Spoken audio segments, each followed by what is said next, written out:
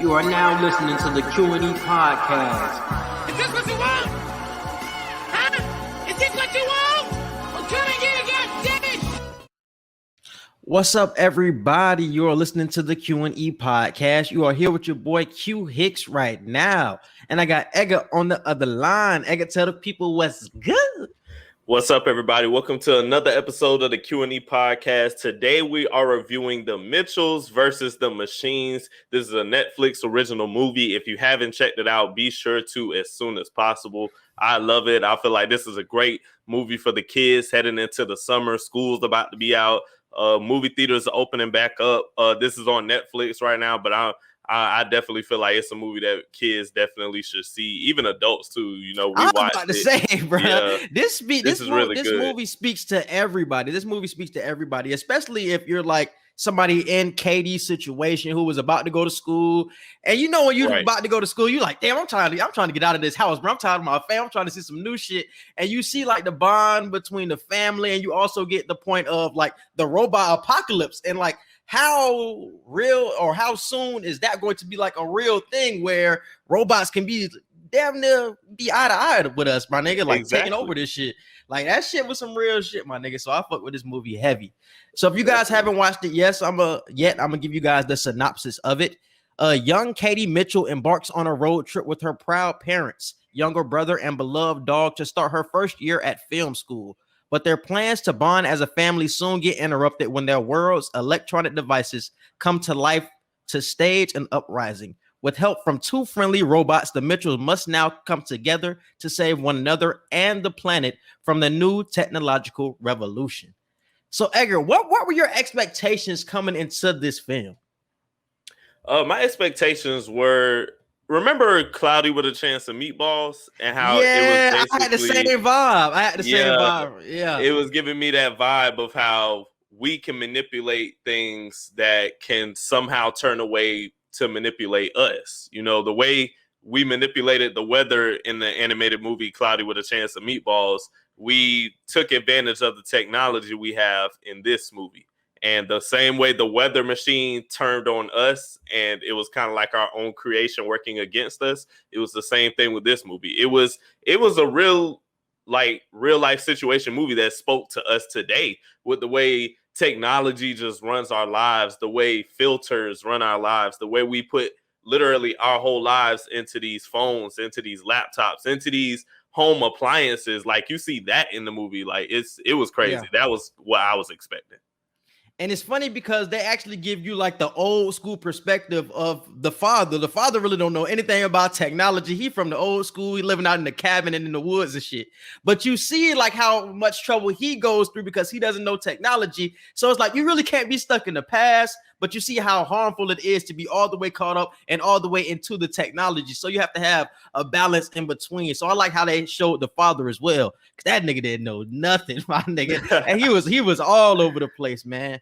So we really start off in the movie where they just show us like the beginning of Katie. She's about to go off to film school. She's somebody who is a big into like creating her own films. She has a big YouTube channel and she's about to go off to school, and her family is just preparing for it at this point.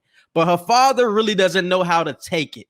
It's been like a couple of years, but the relationship between Katie and her father really has been a real tenuous relationship. They're not really close anymore as they were when she was a kid because of the disconnect but between technology, and he's starting to feel that. So how did you feel about their relationship, bro? It was a situation where a lot of parents go through this. You know, every parent has that situation with their kid where they get to those teenage years and they're not the same little kids that looked at you as their hero all the time anymore. They're not the same little kid that, you know, did everything with you. Like they're growing up and they're getting ready to go on their own path and they have their own dreams. And he was still in that mode of my dreams didn't work, so I want to prepare you to be ready for your dreams not to work. And a lot of parents do that, especially like they want you to have that plan B. Yeah, they want you to have that plan B. And I understand it. Like you want your child to be prepared. Look, be prepared for anything, but don't make them prepare for a plan B in a sense of you just know the plan A is not going to work. No, a plan B should be like okay, this is just something extra, not my plan A, if it doesn't work, this is what I'm going to do. No, it should be my plan A is going to work and I have a plan B to do as well. It should be a joint thing. Bro. Definitely. Exactly. Like I'm gonna run plan A all the way out until it fails. And when that fails, then I'm gonna go to plan B. But people want you to stop plan A in the middle of doing plan A in your process to eventually go to plan B. It's like, why would I do that? Like, I really haven't seen how far I can take plan A. And that's exactly what the father was going through, man. And it's like, I really be feeling that, especially in like these unpractical jobs that we're really in with the communications. Like a lot of parents don't believe in that. Like, we're not really gonna get a lot of money when we first get out of college. So a lot of parents are like, man, like, you want to get into something with some money, or you gotta have a plan B. Like, what's your plan B? And it's just like, no, I'm gonna see how far I'm gonna go with this plan A, and I'm gonna see how far I can get with it. Like, don't try to halt my dream in the middle of chasing it just because you don't believe in it. And that's something that the father was really going through. So it was real relatable. And sometimes I don't even think it's the fact they don't believe in it. It's just we're in such a different age now, bro. Like the stuff the stuff that we try to chase now, it wasn't around back then. Like there was internet like in the 70s, 80s, and 90s, but we know what it was then and what it is now. Like there was no way you could tell somebody back then that, oh, I'm gonna easily be an entertainer, or I'm gonna easily be a comedian, or I'm gonna easily like have my own show. Like, and we can do that now. Like, it's not crazy to say, oh, I'm gonna be an entertainer, I'm gonna be a YouTuber. Like, that's normal now. Like back then, like even when YouTube first came out, people would look at you crazy. Like, there's no security in that. There's no consistent pay guarantee. Yeah, there's no insurance in that. Yeah, there's no insurance in that. So our parents just don't understand a lot of times. And I love the fact that they highlighted that. Yeah, there were a lot of goofy things around it because it's a cartoon and they have to keep you interested. But I love how they centered the movie around the fact that you have to let your child find their own way and whatever new career paths open up that weren't available then. Because she had a good little thing going on with her film. Like, she was getting buzz on YouTube, the film school that she was eventually going to. She had some friends that was giving her feedback. So she had a good thing going with the film thing, but her father, he didn't want to watch the films. Like, he just didn't even want to see it or even just go down that path with her, because I feel like he just didn't believe it in that first, because he didn't want to watch the films. I was just like, he don't believe it. Because like you said before, of his failures, he had his dreams, he see them crushed. He didn't want to see her dreams get crushed. So it was just like, I don't want to see my daughter go down this road, bro. And it was really like tough to watch the relationship in like the first part of the movie. And even like throughout the movie, they still had their ups and downs, because even when the robots ended up coming to actually, terrorize the planet, like it was still like they were going back and forth, like, no, I want to do this, like, we got to do this. And then the dad like, no, I'm trying to do the old school way. And it's just like the battle between the old school and the new school. It was a great back and forth throughout this whole film, bro, which I absolutely loved. But I also love the balance that the other two characters, the mom and the brother, brought to the whole situation, because they really had like a feel like they didn't want to step on anybody's toes. They were like in the middle of both the father and Katie. It was just like, I just want to sit here. Like, I don't want to say anything, because I know if I say the wrong thing, like I might cause a whole argument that I ain't trying to get into. So I love their dynamic as well. I forgot the son's name, but how did you feel about those characters? Aaron. Yeah, Aaron. So how did you feel about those two characters throughout the movie? This is one of my favorite things about this movie.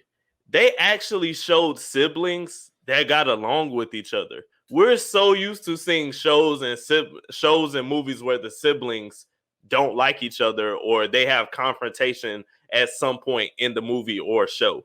And it's usually like the bigger sibling, like just rejecting the younger sibling, or the younger sibling, like just annoying the bigger sibling or whatever. Like, no, this entire movie, the brother and sister were like really friends. Like they're really close. Yeah, they're really close. They could vent to each other. They were both equally weird, so they understood each other. I love that, because you don't see that much. So that's why I love the brother, because it was like he matched her weird. He understood her and she understood him. They actually weren't afraid to be emotional with each other and vent to each other, because in the beginning of the movie, like when she was explaining how she was going to leave for school, like, that's the situation where the younger sibling's like, nah, I'm not going to miss you, blah, blah, blah. And then later on, you see that they are. But no, from the get-go, he was like, I'm sad. Like, I'm going to miss you.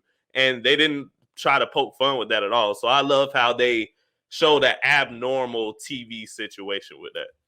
That's true. They did show that, bro. I ain't even peeped that, honestly. I ain't even peeped that because I felt like that's more so realistic. Like, I think it's for siblings, at least. I think it is a mostly confrontation. Like, with my sister, when she was younger, at least, it was a lot of conversation, like back and forth, back and forth. But the older we started to get, that's when that relationship started to form. Like, okay, now we can get emotional with each other. But from a young age, it looked like Aaron was already emotional with her. Like, they were like on the same type of wavelength. So that was something that you just brought to my attention. So that's definitely a great point, man.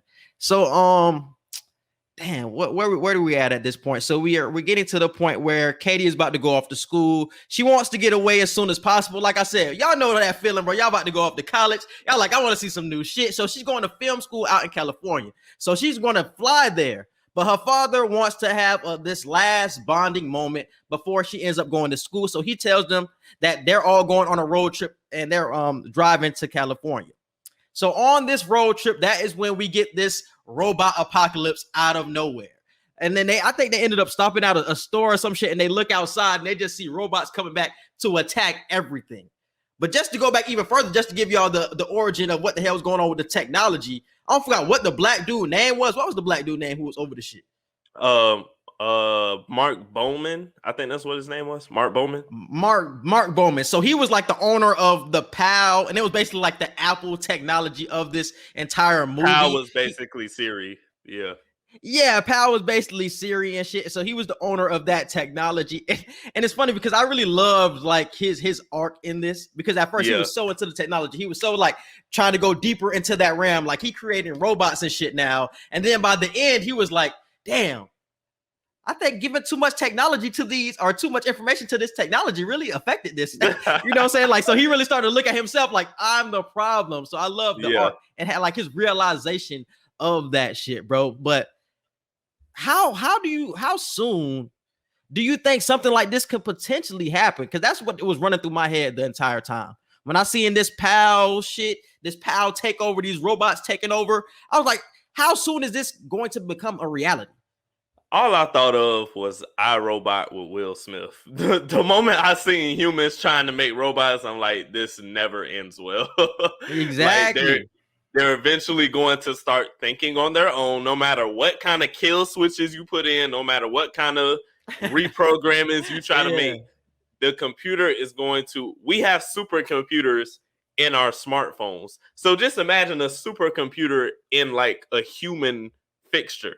Like that's just not going to end well. So I do agree. Like, we put way too much information into these phones. Granted, it's a blessing and a curse because we've done things unimaginable in good ways with technology, but we also see the downfall of people finding out too much information, people being able to create crimes easier due to the technology. You know, it's so many pros and cons to it. It's just the question remains, where is the balance? So I think that's what they were trying to really point out. And it was just pointing to the fact, remember in WALL-E, when he went to outer space and he seen how fat and sloppy humans got because technology did everything? Yeah.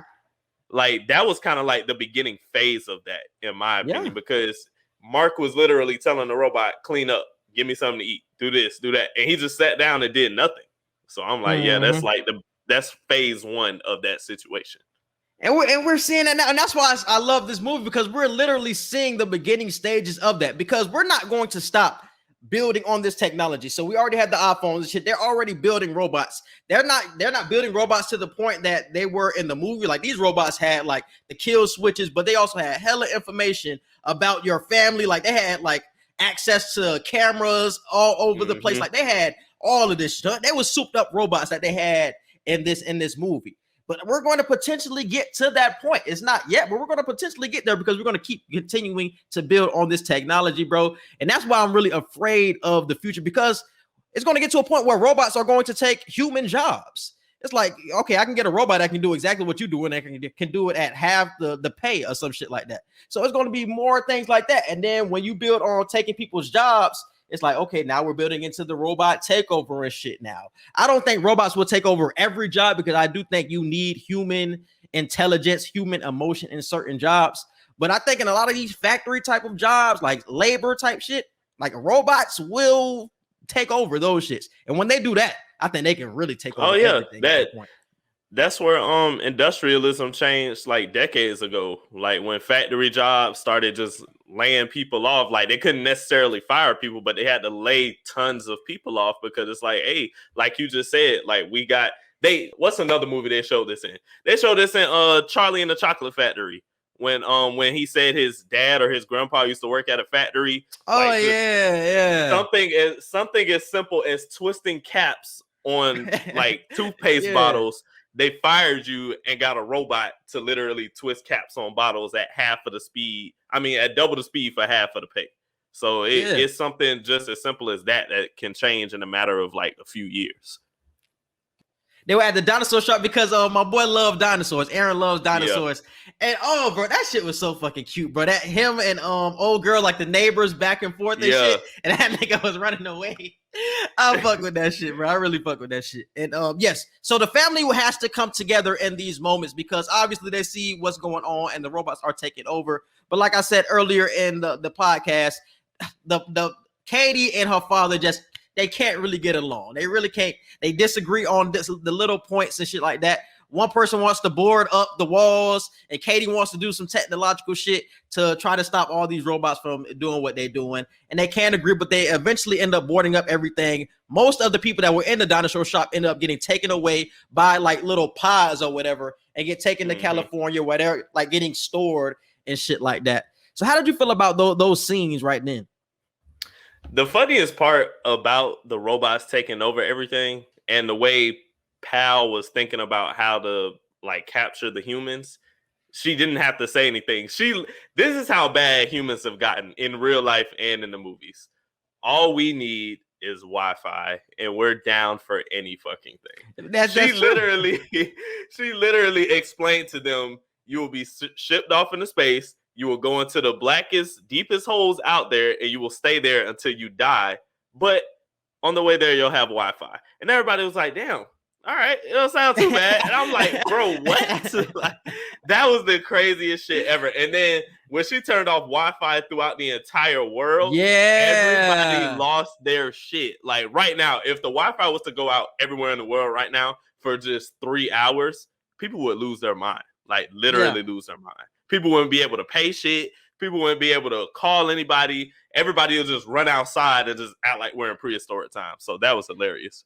And you know what that shit reminded me of? Because, I forgot to say that. But Boner ended up working with, like, he had his phone. And he ended up throwing his phone away when he came out and made the robots and shit. So, obviously, the phone pal was mad as fuck. Because he's like, damn, you just going to throw me away after all we've been through type shit? Yeah. So, that's the person who is causing this entire robot apocalypse. And she's the one, the mastermind behind everything. So, but you know what that shit reminded me of? The pal person who was running everything. It reminded me of that Boondocks episode when Siri robot, Granddad had that Siri shit, and he was fucking up his entire life. It felt exactly like that shit, my nigga. Siri was taking over that. She was stealing money at first. She was doing all that good shit at first, but then that nigga, she took all that money out of Granddad account. That nigga was broke. That nigga was out on the street. He was like, man, I didn't call anybody. Like, no, she tripping. Like, this ain't me that's doing this.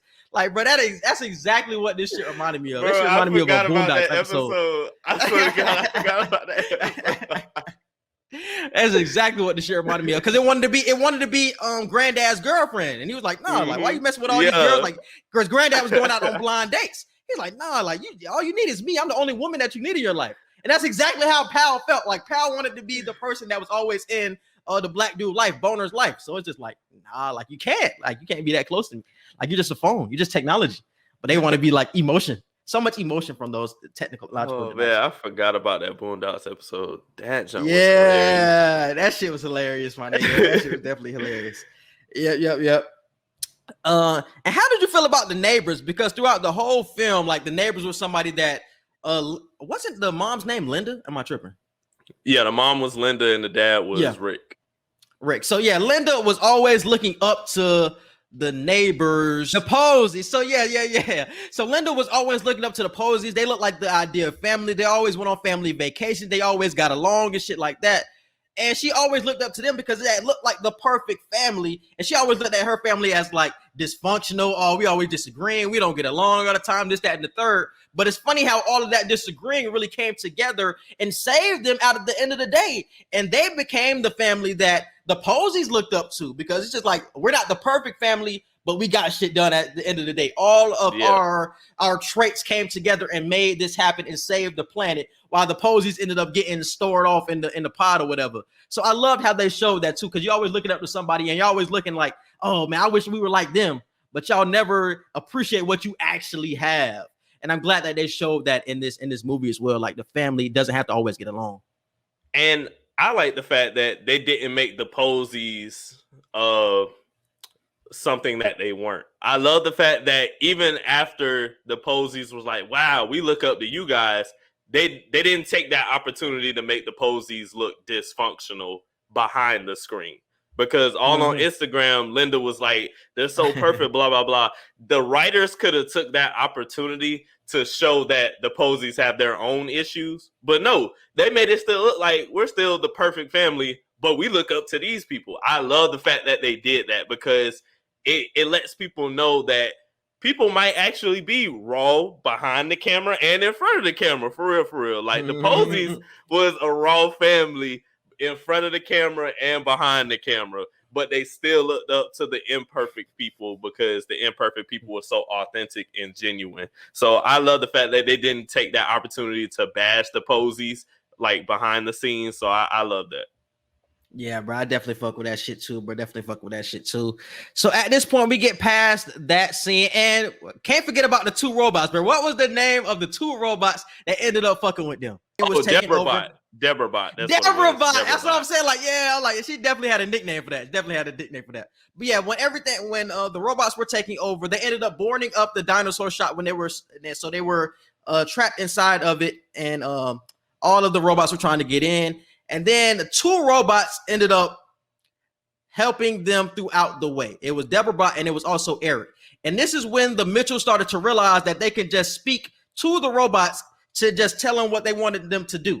At first, they didn't know that they can do that. Then they can realize that. And then that really helped them throughout the way. So I think they just tell them, like, where's the kill code type shit. And then they really just started helping them, like, throughout the movie and shit. And they were huge, my nigga. They showed them where where PAL, the headquarters was, where the kill code switch was, like where you can find Wi-Fi and shit. So they were helpful throughout the whole entire movie. So how did you feel about the robots?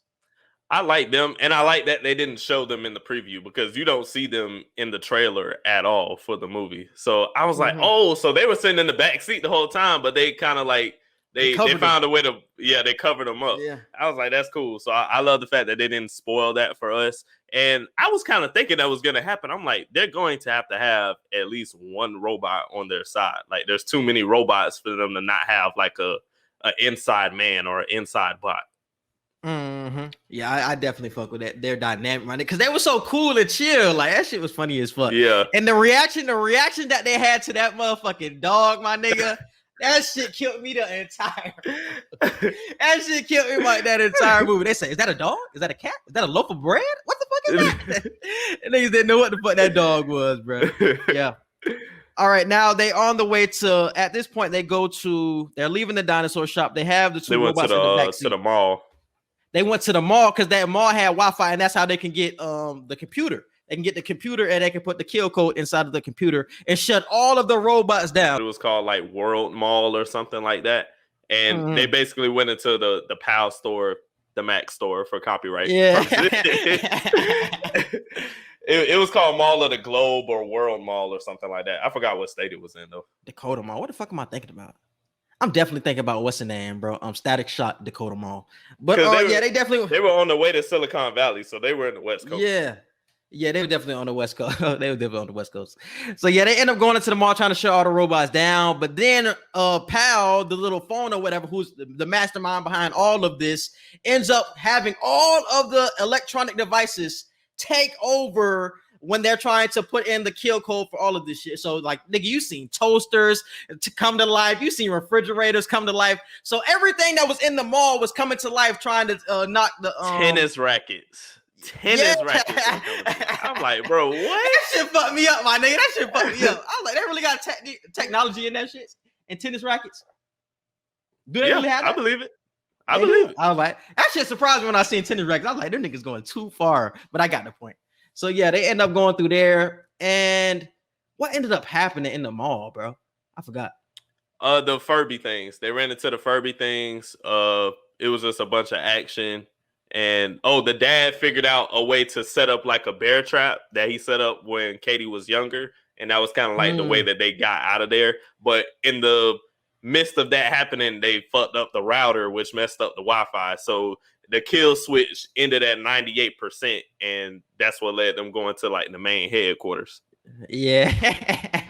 They had to go all the way to Silicon Valley. You know what I'm saying? They had to dress up as robots when they ended up getting to Silicon Valley because they didn't want to get detected. And when I tell you had to be in line, like if nigga, one little slip up would have had your ass fucked up. And so they was trying to be, you know what I'm saying, walk in line, left foot, right foot type shit when they walked in there. They even had the robot inside my boy Aaron mask. I was like, I don't know how that shit working right now. but yeah, they end up breaking inside Silicon Valley. Pal knows some shit is going on. Pal knows that they're there, but she doesn't know where they're at inside of the headquarters. So they try to go up to like that one place where you can actually type in the kill code. And on the way there, I think that's when they play the video of when Katie was talking to her brother saying like, I really ain't fucking with that. I'm just telling that nigga what he want to hear so I can get to school type shit. And that shit really fucks up everything because they were riding like some type of roller coaster type shit all the way to the top, and like her dad was riding it. So when he seen the video, like that shit fucked with his whole entire concentration, and he ended up falling down. And then you seen even more disconnect and turmoil throughout the family because it's just like, damn, like we've been doing good throughout this whole trip. I didn't know you was talking shit behind my back. We was doing good. We done got through the wall. We was making progress. And then when he seen that video, it was just like, damn. So they ended up capturing the parents. They ended up taking them away to wherever. And Aaron and Katie had to end up finding another way to get back into the headquarters because they had to escape from the robots and shit like that. So what did you take from that? How did you feel about that emotion in that scene? That shit was really emotional to me when I seen that. Yeah, that was real emotional because it's like the dad was really trying the whole movie. So I kind of was upset with Katie because it's like, okay, like, yo, I get it. Your dad been kind of a misunderstanding father, but he's been trying this whole trip to understand you, and you just don't want to let him understand. So when he seen that, it was like in his head, he's like, okay, good. I'm finally doing good. I'm finally being a good dad again. And then you see that your daughter is like, yeah, I'm just going with the flow. I really don't care. And so that did hit me too. I'm like, damn, like that gotta hurt to see your kids say, I really don't care what I'm telling him right now. I'm just getting what I want. And I'm like, damn, like how many kids actually do that? Like they tell dad, yeah, I love you. Yeah, we cool. Yeah, I appreciate what you do for me, blah, blah, blah. And then you tell your siblings, I really don't give a fuck. Like, I'm just doing this so I get what I want. A lot of people do that shit. Especially if you're mad at that nigga. Especially if you're mad at that nigga, you gonna say, I'm just telling that nigga what he want to hear. I'm just trying to get to school. That's fucked up. I'm telling y'all, bro. I'm telling y'all, before you go up to school, my nigga, you gonna feel some ways, my nigga. Especially if y'all had like that prior beef anyways, and you really ain't believing in my dreams like I feel you should. Like, I'm telling you, at the beginning of the movie, I love the way they built that up, my nigga. Like, damn, you really ain't fucking with what she doing. Like, you didn't even want to watch her movies, like her films. You ain't even supporting that shit. Like, you can understand why she felt the way she felt about her father. But it didn't tell the whole story, though, because that one clip that they played was at the beginning of the movie when they were in the dinosaur shop. And like everything that happened from that point when they were driving to the mall and everything that happened inside of the mall, like they grew closer in moments after that dinosaur scene or that dinosaur shop scene. So they didn't show all of that good shit, but they didn't show all the bad shit, the negative shit that would throw the father off of his game. And they eventually get captured, man. But that shit, you know, it definitely played a part. And the biggest motivation for Katie and Aaron creating like save the world plan number 2 when plan number 1 failed, it was the video that you were just talking about where she learned the truth on why her father's dreams went to shit. And this was a funny situation because I can't even say his dreams went to shit. It's just they did it. He had to put his dreams on hold because he had you. Like he had a kid. you can't stay out in the woods anymore with your wife. Y'all got a kid now. You have to move to civilization. You have to be around other kids and other people and give her a quote unquote normal life. Like, so he basically sold his dream so that she could have a life. And I was like, I'm glad they did that, because you finally see why he doesn't want you to understand fail. him. Yeah, you understand him. And then that's when you really look at it like, well, you didn't fail. You had a kid. And how many parents go through that? How many parents like are in situations where it's like, I didn't get to be what I wanted to be or should have been because I had you. Not saying I regret having you, but I had to put my life on hold for you. So I want you to be the best at whatever you want to do. It's just he fucked up because he didn't let her live her dream. He just tried to keep her on whatever path he wanted her to be on. Yeah, like she ain't got no responsibility. She ain't got no kids. So why you want her to veer off from what she want to do? Because like you said, he didn't even fail at what he was doing. He built the house or whatever. He was in the cabin. He was chilling, but he just had to put everything on hold. So I agree with you. I love that scene. And like I said before, and what you had brought up, like the emotion between Aaron and his sister, bro, it's just like, that shit was amazing, my nigga. Like I don't think, like you said before, we don't see that at all. Like he was crying and shit because obviously his parents just got captured by the robots. He like, damn, my nigga. And then he had told his sister, like you're the reason we're in this. Like you're the reason why mom and dad got captured. It's just like she had to come to Jesus moment. Like, damn, she had to look at herself like, damn, like I've been blaming my dad for all of this shit, but I ain't looking at myself and seeing how much tension and how much stress that I'm putting on my mom and my brother because of what me and dad got going on. I'm fucking with them because us been going through with the entire beef. So I definitely love that scene, bro. And I love what happened next. Also, when they come up with Plan B and they had the dog on the top of the car riding back in that bitch, and the robots they couldn't calculate what the hell that dog was. So them niggas was falling by the wayside. And she ended up getting back into the Silicon Valley like headquarters to end up saving her parents or whatever.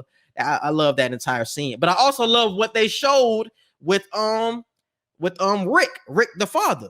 He had seen one of her videos, and in one of the videos, she was using the dog in one of her videos, but she was using him as like her father. It was like a metaphor. It was a sock puppet. It was a sock puppet that represented him as the sergeant, and the dog was playing the cop, which represented her. And he's seen through her work, through her art, how she views him and what she's been thinking of him over the years. And that's when he has a come to realization moment. Like, damn, like I really have. All my daughter wants me to do is support her, and I just have not been doing that. She don't want me to share her shit. She ain't trying to get me to subscribe to her. She just wants to know that her dad has her back. And he's like, damn, I just haven't done that simple task. So I'm glad he came to realization with that. And in that moment, he's right next to Mark. Like he's literally in the pod next to Mark, and he sees that the world really loves his daughter's art. He's like, yeah, I watch these videos all the time. Like she has like thousands of subscribers. Like everybody in the world knows her shit. So her dad is really like, you mean everybody in the world loves what my daughter is doing, and I don't even want to look at the shit? So that was just crazy. Yeah, bro.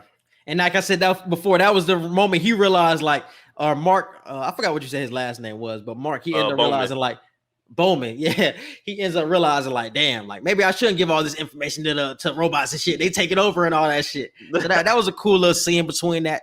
And we also seen that throughout the whole movie, like I said, Rick was like an old school dude. So he had gave them like a screwdriver for like their birthday. I think for Mother's Day, he ended up giving Linda a screwdriver. He ends up giving his whole entire family a screwdriver. But we see that screwdriver ends up saving their life because that's how he ends up getting out of the pod. And that's how he ends up saving Linda. And then that's when we see everything after that. We see Linda killing robots. We see Katie. We see her dad.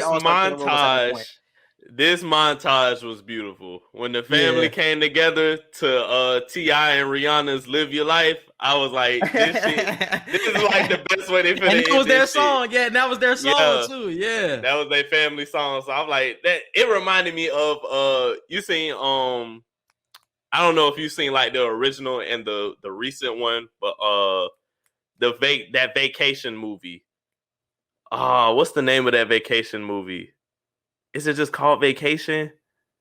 I can't think of the name of it right now, but it's this vacation movie. You seen The Hangover, right? Mm-hmm. Remember the dude with the glasses? Yeah. He's the star in the vacation movie. I can't remember the name of it, but they had a family song too. And even though their whole trip was shit, when they finally came together, they sung the family song at the end of the movie when they was doing shit. And then that reminded me of that in this movie with the T.I. and Rihanna Live Your Life song. I was like, that's raw as fuck when the family come together and they got that song with each other. Yeah. And we also see by the end that Rick has to overcome one of his challenges of technology, because to save his daughter and to save Linda as well, he has to go through technology. He has to end up playing. He has to play what? He has to play the video of the dog, because like I said before, the dog fucked up all of the robots if they seeing them. So he's trying to play the video with the dog, and he's in the room stressing like shit. Like, what am I doing? Like, that nigga changing all the settings and all that bullshit. He's like, I don't know what I'm doing. I gotta save the world. So eventually he ends up saving the shit and overcoming one of his issues of technology. So I love to see that too. So it was all about overcoming and like analyzing yourself about this movie. Like, I love the themes that they had in this shit, bro. There was so much good shit about this movie, dog. So much good shit. And that was really the end until we get to the end. That's when she also gets dropped off. Yeah, I'm about to say, yeah, she gets dropped off to college. This is like months later after everything's done. She gets dropped off to school. She finally accepts her parents for who they are. They all accept each other, basically, that they're all weird. They all know they're weird, but that's them at the end of the day. So I love that.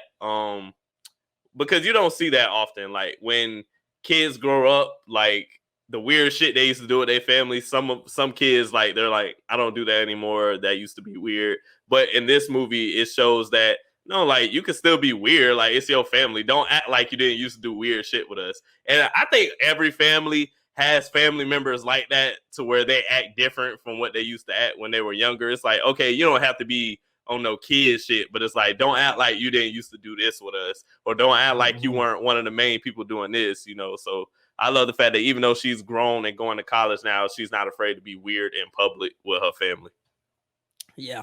And I really think it's because of the path that she's on, man. And the path that they're on in that film industry. Like, you have to be weird. You have to be creative in that realm. So I feel like it helps in that way as well. Because I feel like if you go in something more practical and you're away from your family, you guys get too cool for shit, my nigga. It's just like, I don't want to do that same shit I was doing when I was 12 years old, my nigga. Yeah. Like, no, I'm too grown for that, my nigga. Like, I don't want to do that shit. So I feel like it helped that she was in more of that creative spaces where you had to be weird.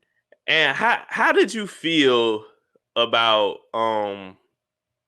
her being I guess gay? I guess how did you feel about that? Did you have any mixed feelings? Oh, she was messing with that girl. Mm-hmm. I didn't even realize that. I peeped. Her mom said it at the end of the movie, like when they were on FaceTime with each other.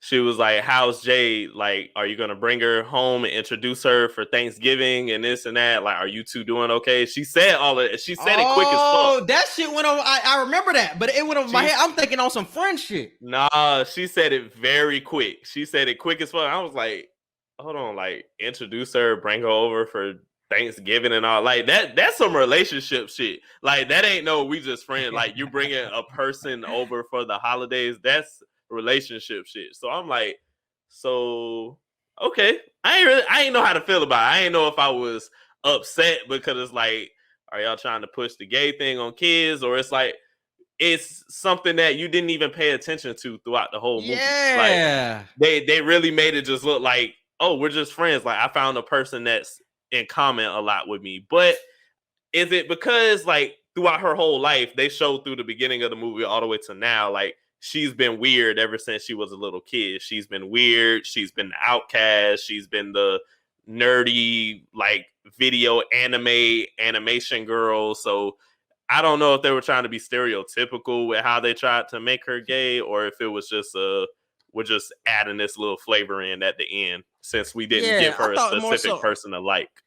It was definitely more so flavor, because I feel like if you're a kid, you're not looking too deep into that shit. If you're a kid, right? Like, I didn't even peep that shit until you said this shit. I was just like, I thought she was saying that shit on some friend shit. So unless you're looking too deep into it, like, I don't think, nah, I ain't paying too much attention. Because they had Aaron in like a heterosexual type thing. Like he liked the little girl, so I ain't take too much away from it when I realized the older child likes the same sex. The younger child likes the opposite sex. The older child likes the same sex. So I didn't take too much from it. It just took me a bit. I think it's still just always gonna take me aback when I see that, because that's something that's kind of getting more normal in what you're watching now, especially with kids stuff. Like with adult movies, where it's nothing new to see something gay or anything like that. But in kids stuff, especially animated stuff, that's kind of becoming the norm nowadays. So I don't know. I didn't really know how to feel, but not in a negative way. I was just kind of confused. Yeah, I didn't have a problem with it since you just said it. But man, this movie really reminded me of Social. Not it didn't remind me of Social Dilemma, but I just always thought of the Social Dilemma movie that is on Netflix. Like that shit always popped in my head when watching this shit. Like how much information that you can easily get from niggas' social medias, from people's phone records. Like, bro, the Social Dilemma goes through all of that shit, bro, and it really scares you with how much that information that the government really has on you, especially with social media and phone type of shit. And I just thought about the same thing when watching this movie. Like, they can really take over. Like, they can really get into your personal files and really take over your life just because of the information that they have, bro. That's exactly what I thought of the whole entire movie. But it's ways to get around it, like, because in the Social Dilemma, they gave you ways to decrease the amount of information you give. Don't always share your location with the apps you use. Decrease the amount of time that you are on your phone. Like when you go to your settings, figure out where the ad stuff is in the settings and cut all that ad stuff off. You know, maybe you may not get the same amount of stuff in your news feed or on your timeline, but it's also less information you're giving about yourself. So you kind of got to work a little bit harder to find the stuff you like on your phone by doing that. But it's also helping because you're not sharing as much about yourself. But I still feel like people are going to overlook that, bro. I don't think it's going to change anytime soon. I honestly think it's just going to get worse from a perspective of the government continuing to get information on us. I don't think it's going to go backwards. And even if people become more knowledgeable to it, I think they're just going to shrug it as shit. The government already got me. Like, I really can't, you know what I'm saying, take back what the hell, the information that I already put out. I can't take that back. So I think people are just going to look over it and continue to give out all of the information and just like, all right, nigga, when this shit take over and them niggas know your name and them niggas know where to get your ass from, it's just like, hey, there's nothing I can do for you at that point. Nothing I can do for you. But yeah, bro, I definitely love. Yeah, I just want to give a shout out to the cast too. Like this was a great cast for this movie. I didn't know it was so many stars. Danny McBride played Rick Mitchell. Eric Andre played Mark Bowman. John Legend played Jim Posey. I didn't even know that. Jay Farrell played Noah. Who else? Conan O'Brien played one of the robots. Blake Griffin played one of the robots. It was a lot of stars in this movie. I did not know that. Yeah.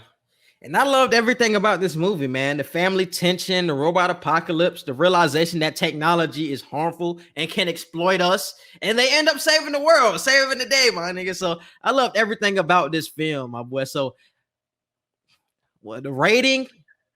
9.5, 10 out of 10. 9.5. I'll probably give it is there anything keeping me from giving it a 10, honestly? That's what I'm thinking right now. I don't think it's anything giving me it's pulling me back. I'll give it a 10. I'll give it a 10. Yeah. I fought with this movie heavy, my nigga. So we definitely recommend that, bro. And I feel like it was long enough. It wasn't too short. It wasn't too long. Like it was under 2 hours, but it was longer than an hour and a half. And I feel like that was perfect. That was the perfect time range for it. Yeah. It gave you the background you needed. You wasn't questioning why he doing this and this, that, the third. Like you understood everything that was coming with this movie, bro. So I love the details of the movie, the constant animation throughout. I'm about to say the comic shit, the comic that always popped up and shit. Yeah, I fuck with that. Like if somebody pressed on the gas, you seen animations around that. If somebody pointed somewhere, you seen animation around their finger. I'm like, it's animation constantly throughout the whole movie. So I thought that was so cool. Like down to the tiniest details, they got this correct. Yeah, bro. Love this shit, bro. 10 out of 10, man. Anything else on the movie? Nah, that's about it. 10 out of 10. Make sure y'all kids watch it. If you're an adult and you're a movie watcher, make sure you watch it. I feel like you'll honestly like this movie. Yes, sir. So y'all definitely keep up with our movie and show reviews. We coming out with a review soon on Spiral. Quiet Place 2 comes out in May. We got Yasuke on Netflix that I'm soon watching. We're gonna review the season 1 of that. Still got Concrete Cowboy. So definitely stick with us on these season and show reviews. But we got what's the show? Without Loki coming out. Remorse. Without Loki. remorse. Loki come out in June. We got Black Widow coming out in July, I think so, bro. We get into the time where the theaters are starting to become a thing again. People are starting to come at the theaters. So we definitely gonna give y'all that movie going experience and give y'all the movie reviews as well. So continue to rock with us, man. And Eggert, you can hit it with the social media.